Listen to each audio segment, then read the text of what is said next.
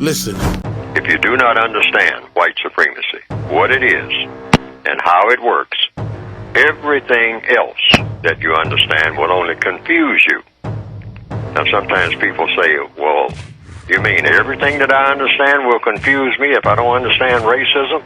Yes, because racism is the dominant political and religious motivating force among the people of the planet in all 9 areas of activity: economics, education, entertainment, labor, law, politics, religion, sex, and war.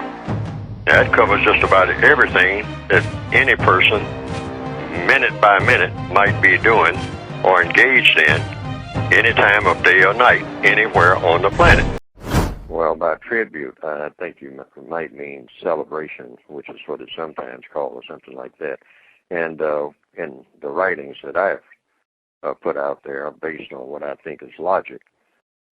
First of all, you celebrate something that's completed, according to logic. Now, not everybody will agree with that logic. Otherwise, you don't really celebrate, quote unquote, but you work toward what needs to be in replacing that which is, that shouldn't be. And what we have now, as far as so-called fatherhood is concerned, we don't have a situation where non-white males throughout the planet can act as fathers. You can't be a father under the system of white supremacy, because fathers, in order to function as fathers, first of all, have to be male men. In other words, not male boys. Boys are subject to men. Therefore, if you put that into the counter-racist computer, if you are subject to white supremacy, you're in a boy-like status. Therefore, you cannot function as a man. Man means managing. Man means in charge of what you do, in charge of your future, in charge of what you are doing, first of all. You have to be, you might say, in a sense, father, first of all, to yourself. If you are a male person who calls himself a man. A few years ago, to kind of buttress the point, underline it,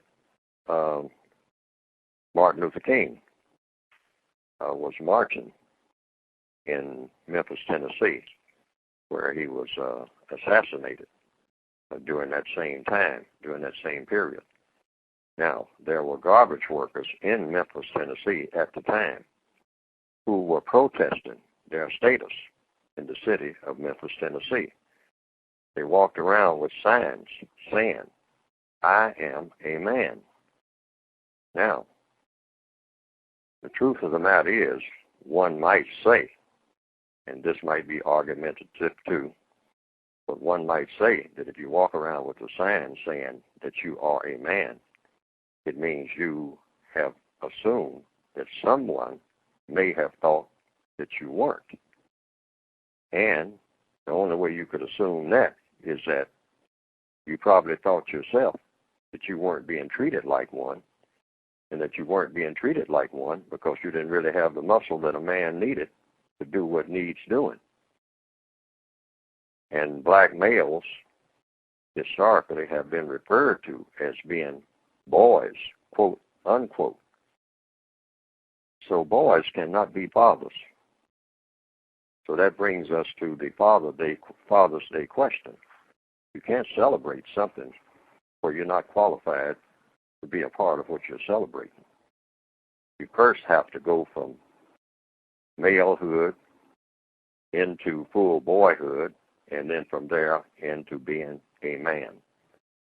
And a man cannot be subject to an evil system and still call himself a man. Not if he's being truthful. Not when I say an evil system, I mean a system that's designed to oppress him and keep him from being a man, divert him into being everything else but a man, being a boy, being a pretend man, being a pretend female, like many black males now are being told that if they want to get any kind of recognition, get a movie contract or something like that, they have to pretend that they are females, and it makes it much easier. Put something on your body that makes you look like a female. Do something with your lips to make you look like you're a female. Just do anything that will give the impression that you have gone from boyhood into femininity. And then, under the system of white supremacy, that is more or less acceptable. And many people understand that, and many people don't, because it's done in a manner that appears to be under the banner of, freedom and growing up and self-assertion and many other things. But the white supremacists do not do anything without a plan. And that is a part of their plan and has been for some time. But if you come to the table, if you're a black male and you want to be anything other than just an out-and-out boy, you have to be effeminate or you have to go into an animal-like act. In other words, you have to act like you're some type of animal that needs to be caged, something wild, something with no brain, zombie, monster of some type, something that needs to be watched at all times, otherwise they'll start tearing up everything, knocking out windows and whatnot. If he shows any signs of full masculinity, the masculinity doesn't grow into manhood, it grows into being a monster. That's the only way that that black male is acceptable in a general sense. There are some exceptions, but very few. Now, if he doesn't want to go into that, in which case he'll probably wind up locked up, like you would lock up any animal that's going around in the streets breaking windows in cars. And you chain animals. Now, if he doesn't go that route, into full masculinity and to manhood asserting himself, then he can go the feminine route, get a nice office job, and be prissy around the office and talk about fashions and things like that, and then he is acceptable. Now, some people have said they've seen some cartoons of my work on the internet that have been presented, and that it pretty well embellishes what I have been trying to say in my textbooks.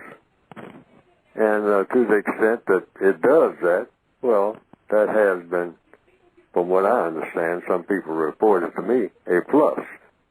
Because they didn't understand what I had written very well, but when they saw those cartoons that just repeated what I was saying and attaching my name to it, and came right out of the book, the material did, they say that they better understood it. And I can understand that because people are kind of visual, particularly in the year 2021 now, more visual than ever.